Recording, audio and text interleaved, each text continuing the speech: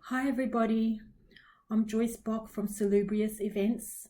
We specialize in topics which are on the outer edge but gradually emerging into our society. And this is a topic about the 20 and Back program, the Super Soldiers MK Ultra program. Today I'm really excited because I'm going to be talking to Tony Rodrigues. His story is a bit different from Randy Kramer's, although there are some similarities. So if you've seen my videos with Randy Kramer, you'd get some idea.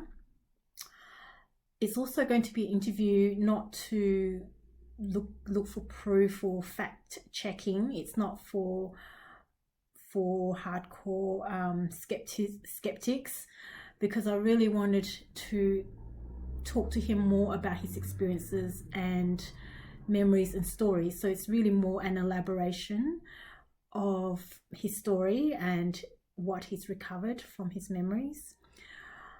There are lots of videos of him talking about how he got into it, so it won't be a detail about that.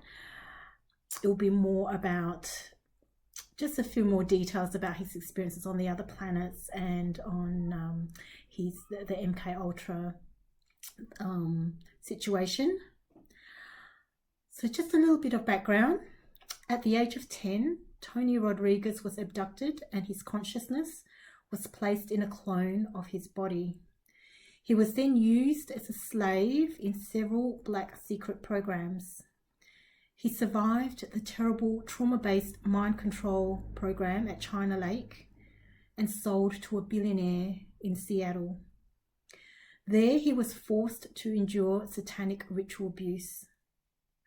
Then, when he was considered too old in his late teens, he was enrolled into the secret space program, where he lived on several colonies, including on the Moon, Mars, and Ceres. So Ceres, Ceres.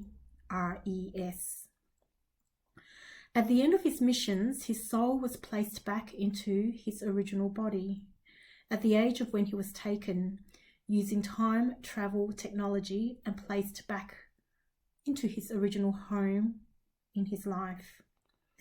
They repressed his memories of the missions. However, through many years of immense confusion, trauma, and soul searching, Tony recovered many of these memories, which he shares generously to the public today.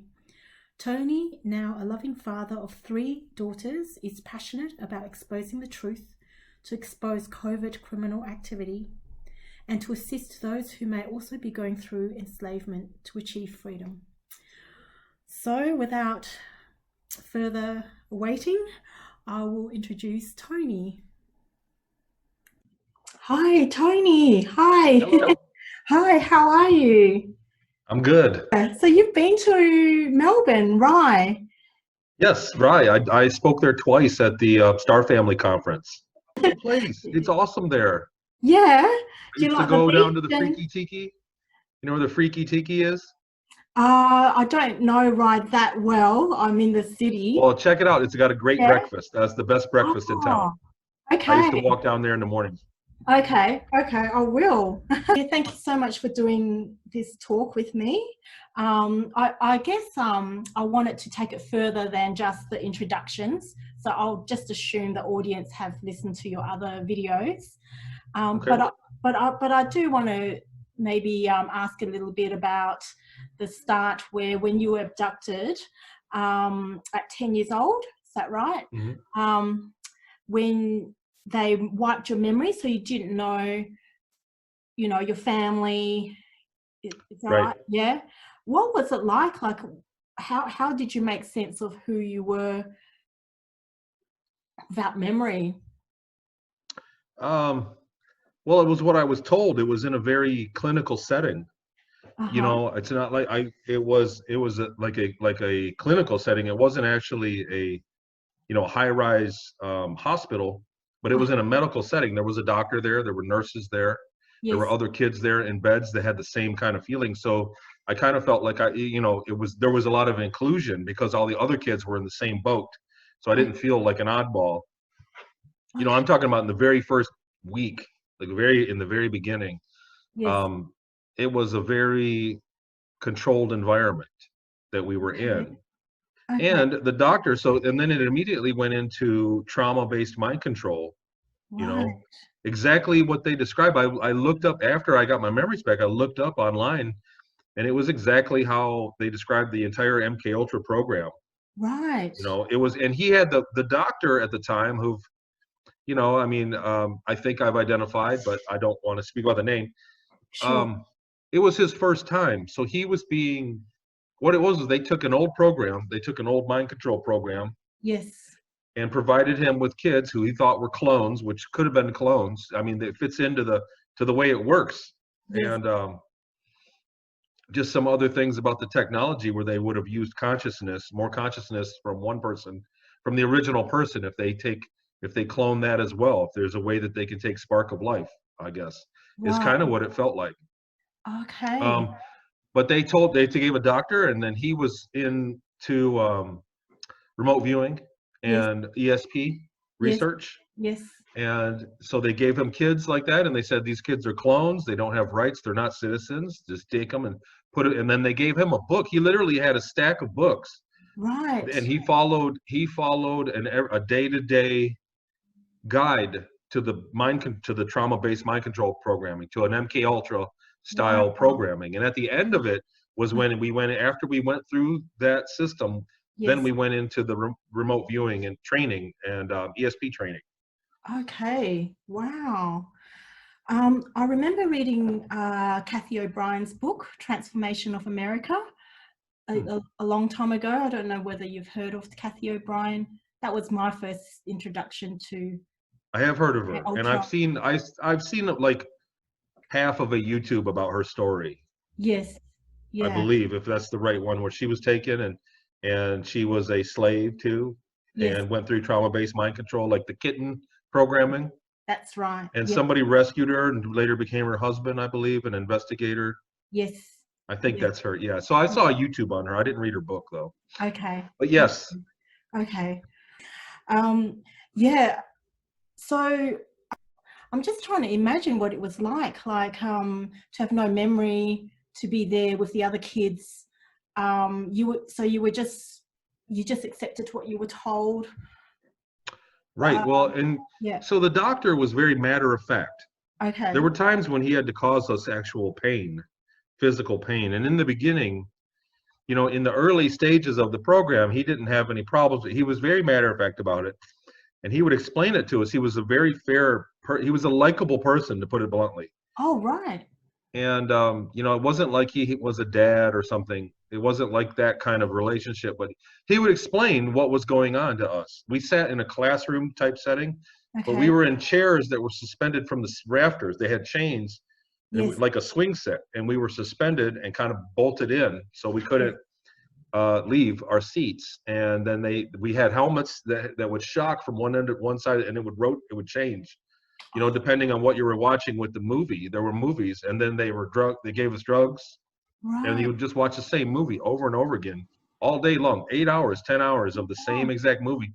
It would play on a reel to reel and end, and then rewind. There were a couple oh, minutes, and then it would play again, and it just went on and on for weeks like that. And okay. at the end of the day, he would call us into his office one at a time. We would get out of our chair, it would stop playing, and we'd get out of the chair, and he'd call us back in the office, and the kids would go and lay in bed because you were exhausted by then. Yes. And he would call us back and ask us questions about the movie, things that we remember, how we felt about it. It was like a psych exam. Okay. And every day, basically, and then there were times when he introduced pain, you know, Okay. where we would get injured and then watch the movie, and he Oh, would ask, how did that feel? Did that take your mind off of it, kind of thing? right. And then you know, I don't know how much time went by, but then they introduced sleep deprivation, Yes. where they would wake us up every 15 minutes all night long. There was a big alarm. There was an alarm that would go off, and they would come and smack you or shock you with a shocker, and then Yes. you could go back to sleep. And then 15 minutes later, the same thing all night long. And after that, it was kind of like that was really a break. That was really a damaging thing. Okay. It was very mind. It was a breaking point to Okay. go without sleep for a couple days at that rate. And it was pretty much my entire existence revolved around trying to go to sleep when I Right. could. And Right. that was all I remember. And then, and then they would take you out. There were ice that we would go out. It was an airport. Yes. It was a building off the side of the airport, and we'd go out on the close to the runway. Like there's a big paved area, very hot. It was in the desert in Okay. Southern California, in Kern, California, and we'd get in buckets of ice until we shivered. You had to stay in it until you shivered, and then Uh-huh. go back to bed. And Uh-huh. that went on, until until it was finished and we were tested on things. But the technology they did after that was they would drug you and put you near to death. Mm-hmm. That was it. You'd lose consciousness and then you would be near to death, and they were getting information. The kids, I guess in children they had results in that, and there was information. I don't know what was said, Mm-hmm. what kind of information they got. I don't entirely remember. I wasn't awake for that, but it worked. Everybody was excited about the program. Right. Everybody except And for by everybody, I mean the victim. adults, Yeah, not yes. us. How did you get through it? Yeah, what There made were you? there were times, Mhm. there were little things that were like there was a time when there was an airplane Mhm. and we weren't supposed to look at it. It was a military airplane, and Mhm. he was directed by his superiors to not let the kids see the airplane. Mhm.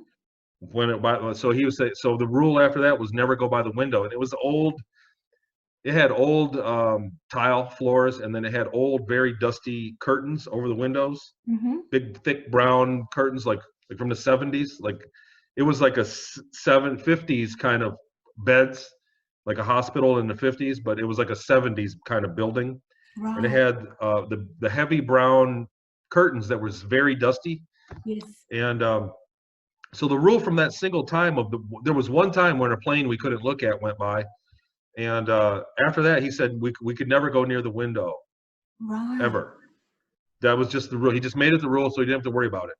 That way we weren't used to it. He said, don't look out the window ever. Boom. And there were times when there was a moment in the beginning when we got up in the morning right before because he could hook us in one at a time. And if I wasn't one of the first kids hooked in, I would sneak and look out the window. Oh, right. And I didn't see anything. It was just sunny, but it was, it was an airport, Okay. and with not a lot of activity going on in the spot. But little things like that, maybe I think helped me get by. That I felt like I had outsmarted what was going on in Okay. some way, you know. Okay. And I don't know. I was really broken. Like I said, once the sleep deprivation started, you're basically just a zombie.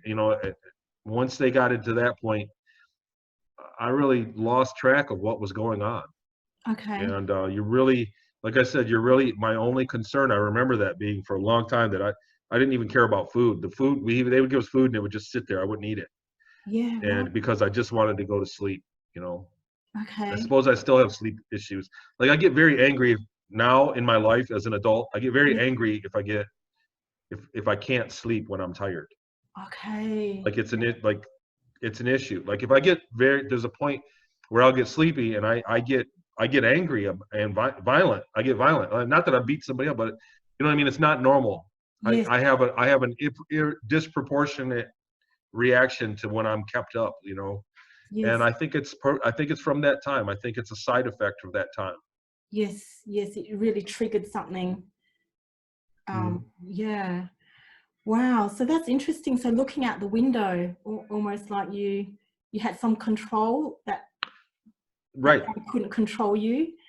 right. Yeah. And Yeah. well, just that, right, that I had some kind of identity. And not only that, but the other kids didn't look.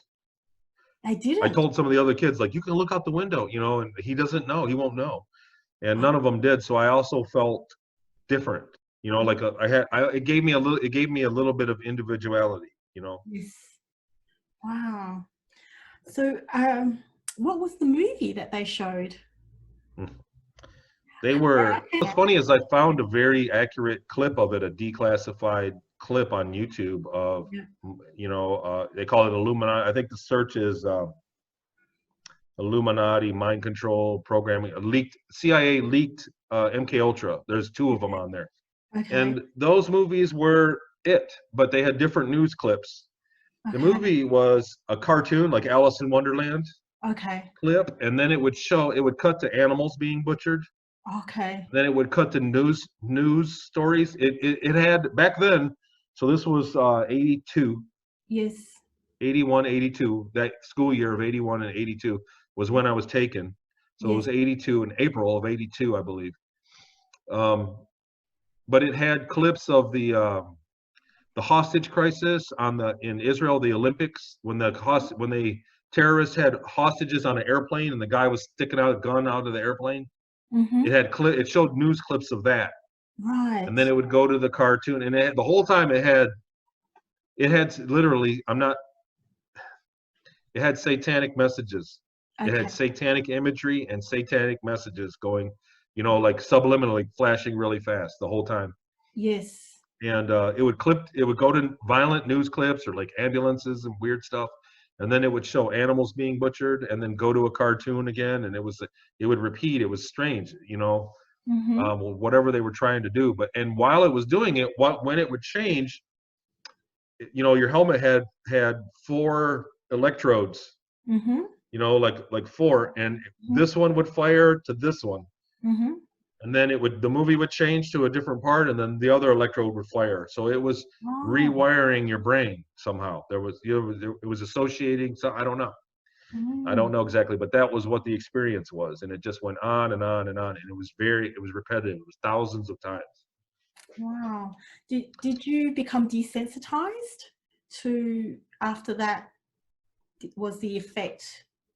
I no. Yeah. um, Uh-huh. wow, I'm gonna cry. Oh, The thing that sucked about it was that I couldn't look away. okay. There were times when, like you couldn't get away from it. There were times when he put things on our eyes to hold us open, but I think there was a drug he gave that you couldn't really look away from it. And there were things like, especially when they would show animals being butchered, just like a meat factory, but for a 10-year-old kid, it's a big deal. Mm. And I really wanted to look away, and I couldn't. And so I mean, after a while I got decent. I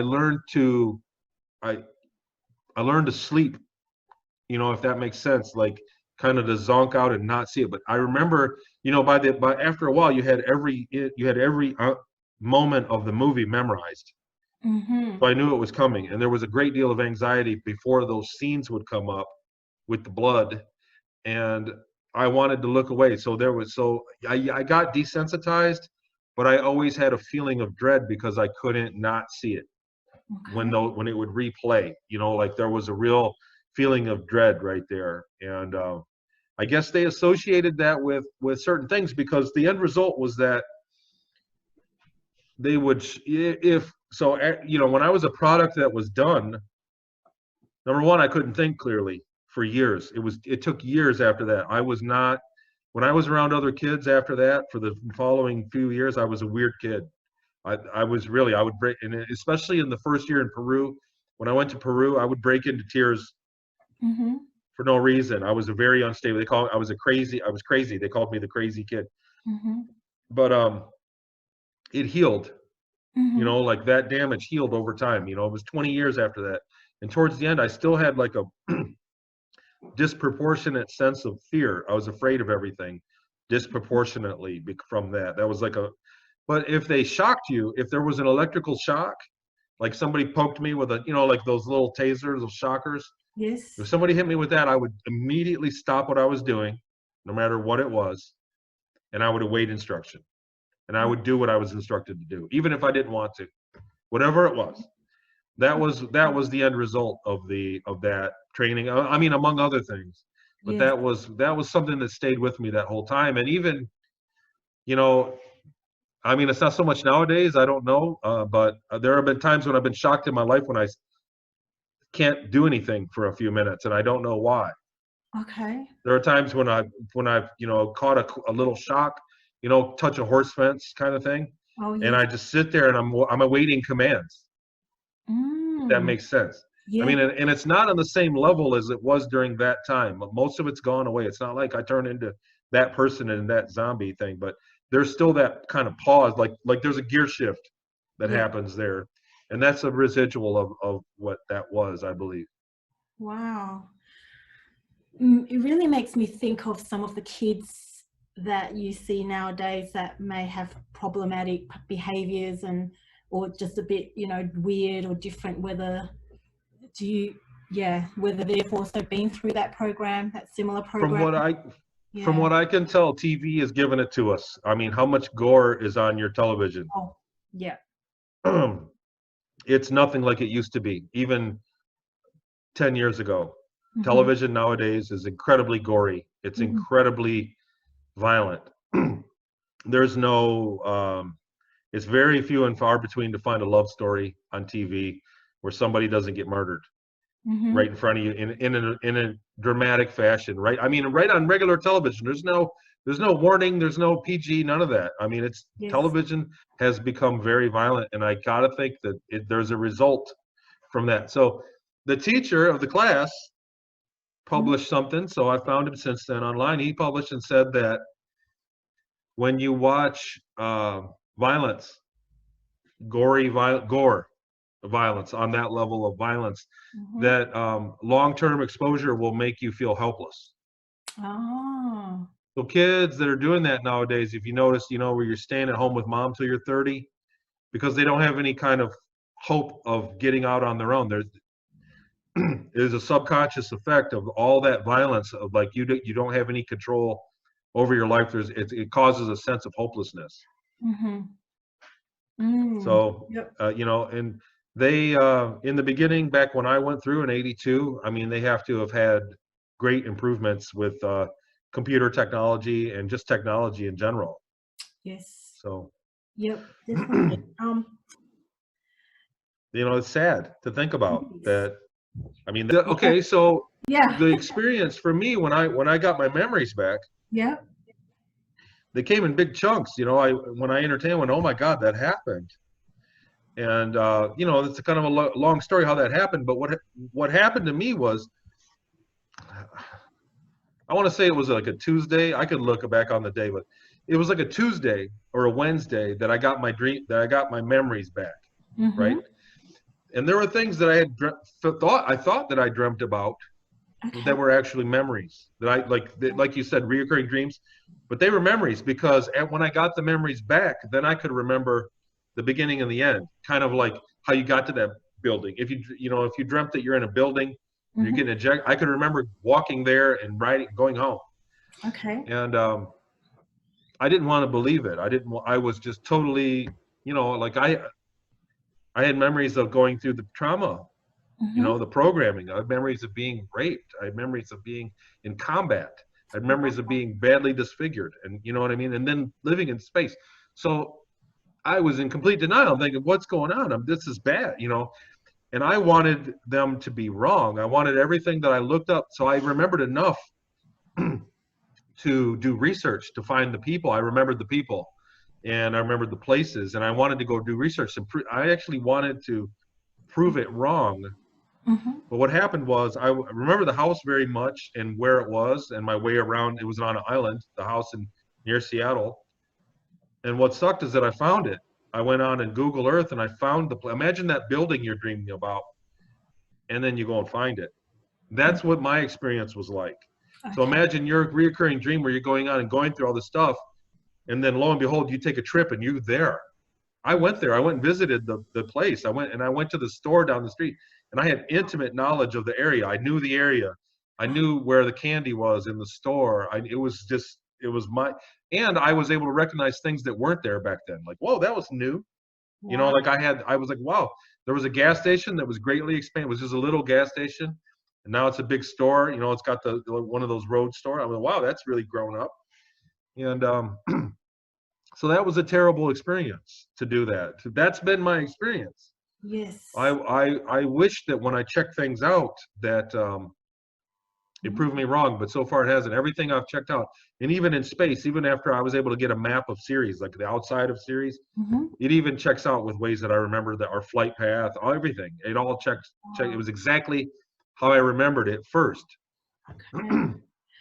So did everything make sense then? Like, yeah, once you went to Seattle and you saw those things, yeah, was that a very important part of your recovery and your healing? So tell me more about how you healed. Well, what that did was it let me talk about it with a little bit more confidence. After I found it, and I realized, like, this happened. This is real. There's no way I dreamt this much detail about Seattle or Peru. Now, I haven't been to Peru, to the town in Peru, but it's exactly how I remember it. And I look on Google, and there are pictures on there, and it's just how it's this layout and everything. I could probably go back and find my room that I stayed in. And the Inyokern Air Base. I found that those buildings are just exactly how I remember it. Wow. I forget. I got off track from what I wanted to say was that, after that, it enabled me to talk about it, to do interviews. I didn't contact anybody to do an interview, and to this day, I've never requested an interview. I've never requested it ever, not once. In any of the talks, I've been on Gaia. I never everybody's always reached out to me, and I just said yes. But in the beginning, I wanted counseling. I wanted to speak to somebody else that went through the same thing, and that's how I reached out to researchers and got asked to do my first interviews. The interviews have been the therapy. Okay. Talking about it has been the therapy. It's like, after you can do that, and then not have you attack me. Yep. Because if I talk about it in public to somebody, I'm sure to get an attack. And so being able to talk about it in an environment, like in a situation like this, where I'm not under attack, and even a healthy sense of skepticism, I think is healthy. Like, I don't mind talking to skeptics, because please prove me wrong. That means that I didn't go through all that. Great. That's great news if you can talk me out of it. But unfortunately, it's never happened. Okay. No one's ever been able to. I've changed skeptics to where if they didn't believe, they quit resisting me about it, whether they were sold or not. They didn't have anything else to say. Okay. And so, I mean, that's been the therapy about it. That's been, I guess, what happened. Wow. So you never went to formal therapy as such? No, not for any of this. And I've never done any of the hypnotic, the regression. There's many things that people are trying.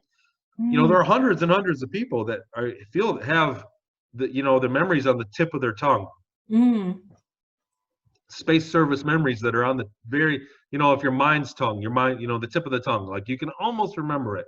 And there are hundreds and hundreds of people that remember. They always have something, like, I remember it.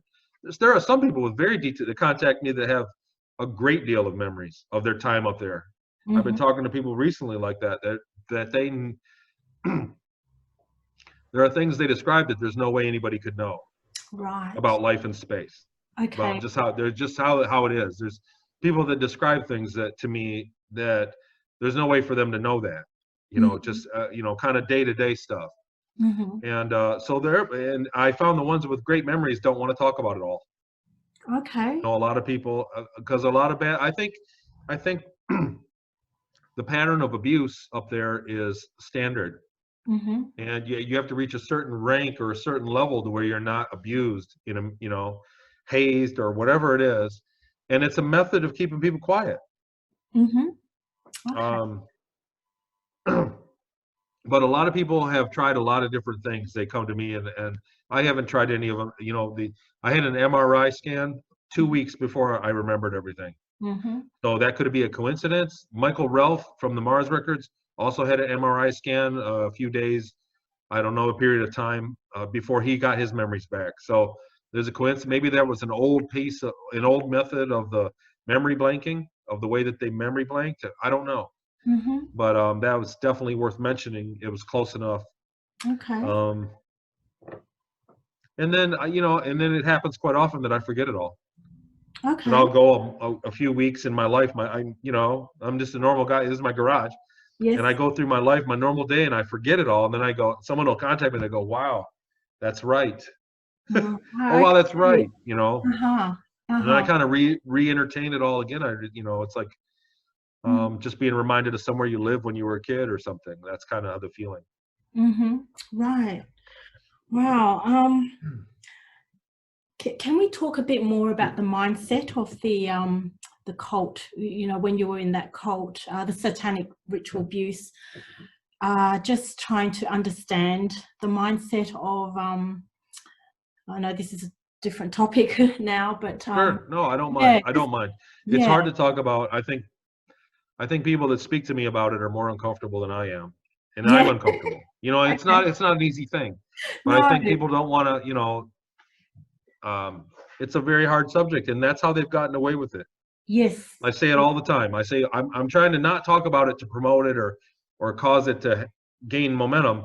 Yes. It's because people don't know that it's existed, that it's been practiced at this level all through history, is how they've gotten away with it. So I mean, the first step is acknowledging the problem, and that's kind of why I don't mind talking about it. But Okay, great. Yeah, because I think, you know, knowledge is power as well, and it helps you conceptualize what happened as well.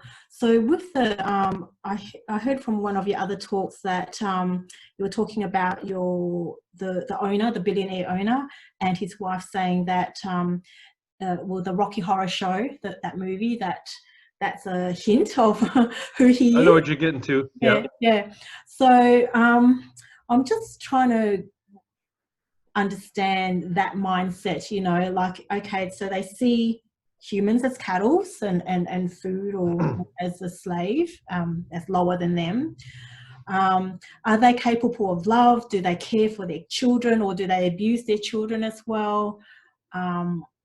As far as abuse, yeah, I mean, so technically, yes, it was abusive. It was an abusive place, but it was a very, out of all my life, out of all those 20 years and my entire life that I've lived, that was the place. I lived there for about 2 years, you know, just under 2 years, 2 summers.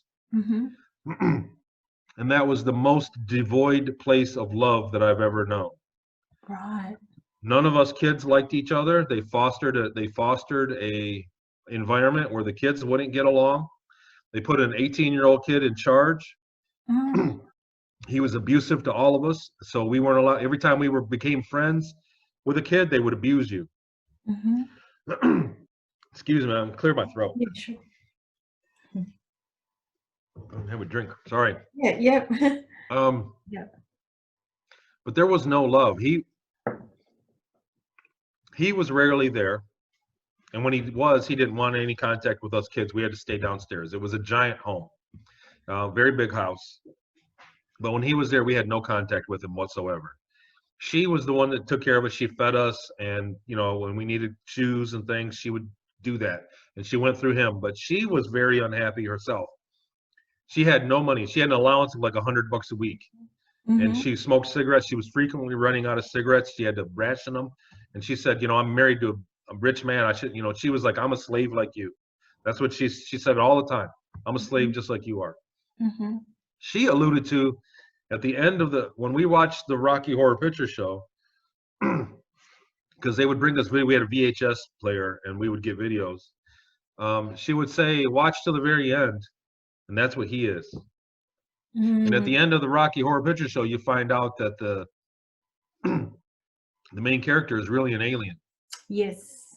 And she was aware of it, but she was a person, and I think that was kind of the case, that either there was a consciousness, he was a clone, you know, or there was a consciousness transference and it makes sense that they would do that to people in power, people that own things, that ETs can come down and just take your body, you know, like they can do consciousness transference, they can switch your body, and they can run giant companies and do things, you know. It could be other humans, I don't know. But he was a very cold person. He was a very confident, charismatic, cold person. Like there was no any, and I was you know, I had been through industrial grade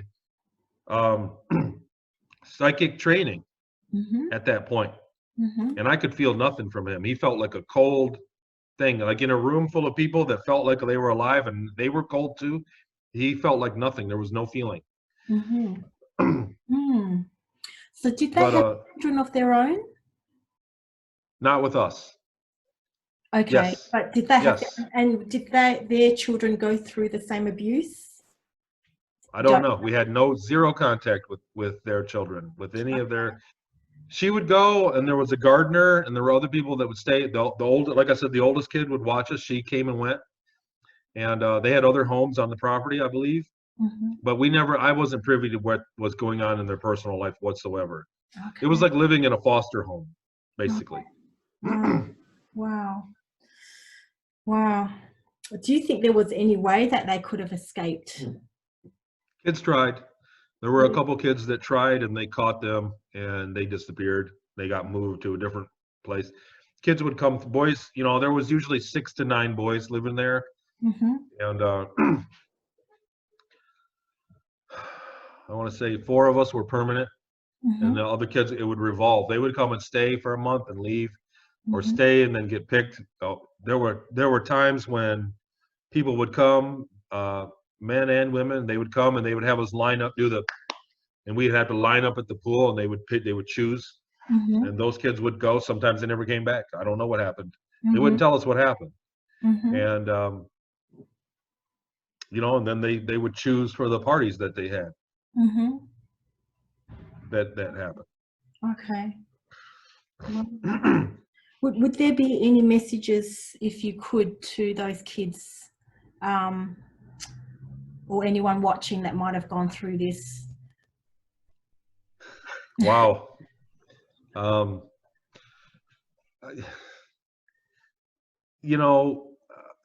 Man, I don't even. I don't know how to articulate what I feel, Mm-hmm.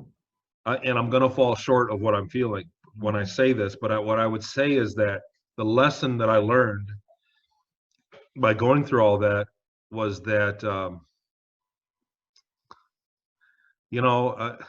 hopefully it ended for me. Mm-hmm. Even in that life, it ended. I went to the next station. That it wasn't my destination, and and many kids, it is. That's their whole destination. There's no out. Mm-hmm. And I would say this to any kid that lives. Like I said, it was very much like a orphanage where Mm-hmm. there was no emotional support to us at all. You were an occupant, Mm-hmm. and for a kid, it's kind of a big deal. And I would just say that to any of those kids that are in a situation like that where there's no love, that it's out, that you'll find it. Like if you make it to adulthood, you can go out and find your own kind of thing, and there's so many better possibilities. So I don't know what to say. It's so hard because some kids will make it out, some won't. The lesson that I learned, what I went through, is that it ended. Mm-hmm. And for me, at the end of those 20 years, I said in many interviews about that I eventually had a girlfriend. For me, an ounce of drip of love that I found at the end of that time was the biggest victory. It was a huge victory over that life. Mm-hmm. And so for me, it was a great accomplishment to actually find somewhere to be loved. Wow. And that was, and people always ask, like, what are the aliens like? Can you do they have laser beams? I didn't care about any of that. I didn't care about anything like that. I had lived 18 years without a drop of any kind of love whatsoever. And when I found it in somebody, that was my victory. That was what I was interested in, at the time, because it was such a toxic existence for me emotionally, for an emotionally. I don't know if it's just me, I'm that kind of person, or if it's everybody, I don't know. Mm-hmm. But that's kind of was my biggest triumph. My biggest feather in my hat was just having somebody love me at the end. Oh, wow. Powerful. Did you see any weaknesses in the billionaire handler or people in that position? What were their weaknesses? That he was very overconfident.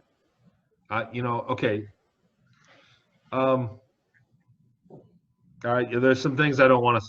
I'm gonna not say. Okay, sure. But he had thought he had walked around, and he didn't touch the ground. He walked like he had everything figured out, Everything in life was just perfect for him. That was his state of mind, and he was wrong.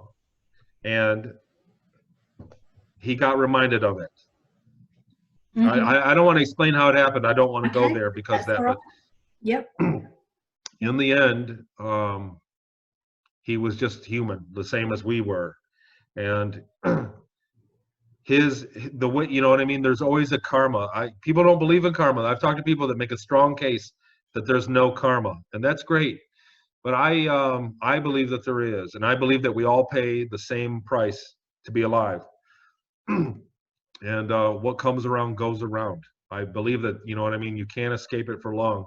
You're going to pay a price, and I think that was the weakness that he did. He thought he'd never have to pay, and but just the emotional, like it was very hard for things to run around the house. That, you know, you got to think, like, if you work, I don't know, if you work on it, like for me, if I work with a crew of guys and we do whatever mowing lawns, it's for instance, you know, if I work with a crew of 6 guys mowing lawns, we all can't stand each other. We're at each other's throat.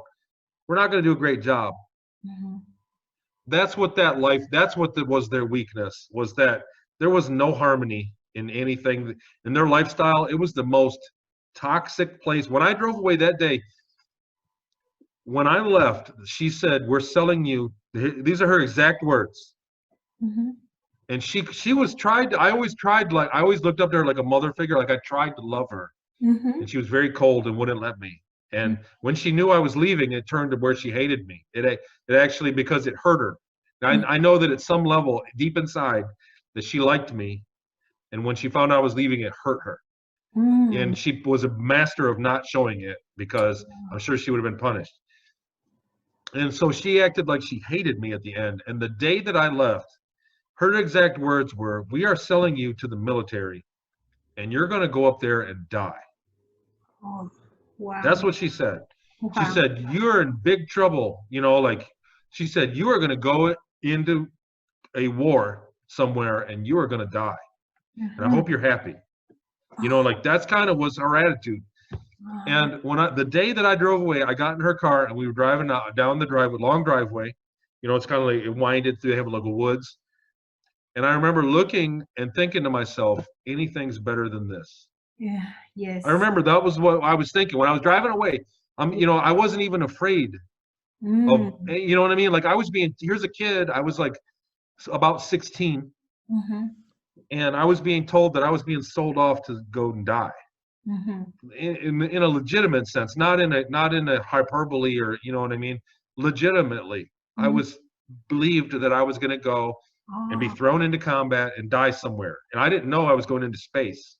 Okay. No, I didn't know that. They didn't tell me that. She just said the military. And I thought to myself, when I was driving away, I can see it I can see it. Yes. And I was looking out the window. I just was looking out the window of the car, and I was like, anywhere's better than here. Wow. Because it was so empty. You know, everybody was just, it was like, you know, your joy, anything was just sucked out of you there. That it was such a toxic place. Wow. And so, you know what I mean? And if that's what wealth is, you know, it's not worth it. Yes. Yeah. Wow. Must have been a huge sense of relief. Yeah.